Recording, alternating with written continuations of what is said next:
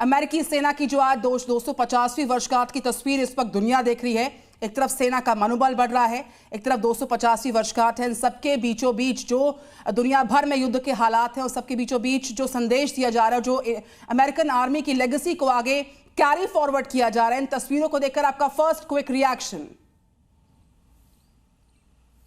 Thank you Nidhi. मेरा पहला reaction ये है कि ये यूएस आर्मी के लिए बहुत महत्वपूर्ण दिन है। 250 साल हो गए हैं इस फौज को, लेकिन जिन हालातों में ये भव्य आयोजन किया गया है वाशिंगटन डीसी में, ये एक्चुअली ट्रंप की नीतियों के साथ मेल नहीं खा रहा है।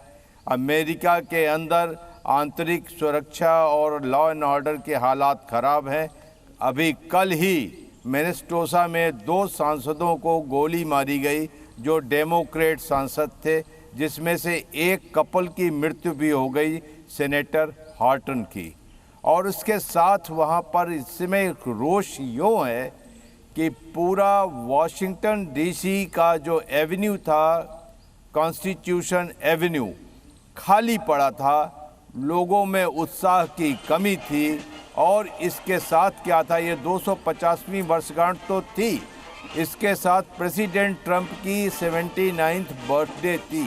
अपोजिशन ने कोई मौका नहीं चूका और कहा कि प्रेसिडेंट ट्रंप अपनी बर्थडे मनाने के लिए इस परेड का आयोजन कर रहे हैं। इसीलिए आपने देखा होगा कि लोगों ने तख्तियां ले रखी थी, नो किंग्स डे। मैं आपको बताता चलूं कि अमेरिका में न्यूयॉर्क से लेकर के कैलिफोर्निया तक दोनों तटों पर बहुत बड़े बड़े प्रोटेस्ट हुए हैं और इसकी वजह से ये आयोजन फीका पड़ गया। जी बिल्कुल। और कैप्टन श्याम कुमार भी मेरे साथ लगातार जुड़े हुए हैं। श्याम कुमार जी, सभी को पता है दुनिया का सबसे पुराना लोकतंत्र है अमेरिका, दुनिया का सबसे शक्तिशाली मुल्क भी है। वहां पर अगर इस तरीके का आयोजन होता है तो क्या इसके जरिए पूरी दुनिया को भी कोई खास संदेश देने का प्रयास किया जा रहा है?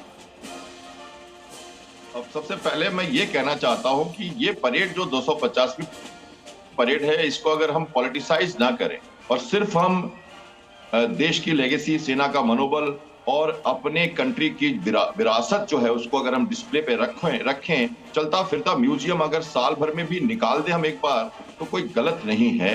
और मैं सिर्फ मिलिट्री मैन और एज ए नागरिक इस चीज को देखता हूं। देश की समस्याएं अपनी जगह, पॉलिटिकल सिस्टम अपनी जगह। अब ये क्या करें कि 24 जून को अगर उनका बर्थडे है तो है। अब ये अगर दूसरा प्रेसिडेंट यही करता तो इसी दिन मनाता, वो 24 जून को ही मनाता, 14 जून को ही मनाता, क्योंकि उसके पास तो चॉइस नहीं होता बर्थडे का। तो इसको हम लिंक करके देख रहे हैं, तो ये तरीका होता है अकलन का। और लॉ एंड ऑर्डर की प्रॉब्लम चल रही है, कई सारे प्रोटेस्ट हो रहे हैं ट्रंप के एडमिनिस्ट्रेशन के अगेंस्ट में। तो ये सारी बातें तो मेरे ख्याल से मिलिट्री के हिसाब से हमें करने की जरूरत नहीं है, और ना तो हम पॉलिटिकल आकलन कर रहे हैं इस समय। तो मैं सिर्फ अपने आप को वहां देखता हूं जहां एक देश की विरासत, लेगेसी, सेना का मनोबल और सेना के लोगों को बाहर आके लोगों से मिलना। देखिए उन्होंने बहुत अच्छे से श्याम कुमार जी, जो अखिलेश ने आपसे सवाल किया, सवाल मेरा भी वही था और अखिलेश ने ये किया, लेकिन ये सवाल उठना लाजमी है ना सर। आप एक मिलिट्री मैन के तौर पर इस पावर परेड के बारे में बता रहे कि ठीक है ये अमेरिका की लेगेसी है और ये मनोबल बढ़ाने के लिए एक बड़ा शक्ति प्रदर्शन भी है, लेकिन इसका दूरगामी संदेश तो सर जाएगा ना, उसको हम डिनाई नहीं कर सकते। इतने बड़े स्तर पर 250वीं वर्षगांठ जो है मनाई जा रही है अमेरिकन डे की, तो पावर परेड एक मैसेज तो दे रही है ना सर, दूरगामी संदेश तो दे रही है। बिल्कुल। क्या उसका इम्पैक्ट होगा ग्लोबली, ये बताइए। बिल्कुल वही बात मैं कह रहा था कि पहली बात यह है कि इसको हम उस तरह से न देखें और फिलहाल इसी एंगल पर बात करें कि ये सोने का मनोबल और एक मिलिट्री परेड है जो विरासत को बाहर दिखा रहा है। अब इसके बाद बात करते हैं अपनी पुरानी से लेके आज तक की उनकी जो मिलिट्री माइट है उसको एक जगह रखना। यह बहुत जरूरी है। आप नॉर्थ कोरिया को देखो, आप जापान को देखो, आप फ्रांस को देखो, आप इंडिया को देखो, और हर जगह ये परेड होती है।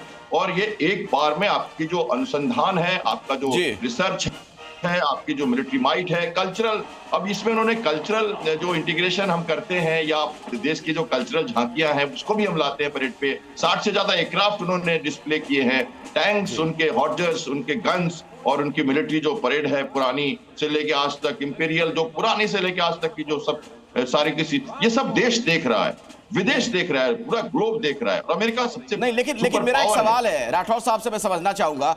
श्याम कुमार जी ये कह रहे हैं दरअसल कि इसको राजनीतिक चश्मे से ना देखा जाए। ये तो कई देशों में इस तरीके की परेड निकाली जाती है, क्या आप इसमें कुछ खास राजनीतिक मायने मतलब निकाल रहे हैं क्या? बिटवीन द लाइंस कुछ पढ़ रहे हैं आप राठौर साहब? अखिलेश जी, ऐसा है कि जिस तरीके से इस मिलिट्री परेड का आयोजन हुआ वो बहुत ही हेस्टी, बड़ी जल्दी में किया गया था। अगर आप पूरी परेड को देखें तो उनकी चाल ढाल, उनकी ड्रिल, उनकी मार्चिंग में वो रौब नहीं था जो कि एक आप पाते हैं कि 26 जनवरी को कर्तव्य पथ पर लोग ड्रिल करके पैदा करते हैं। दूसरी बात यह है कि वॉशिंगटन डीसी में ये 39 साल के बाद परेड हो रही है।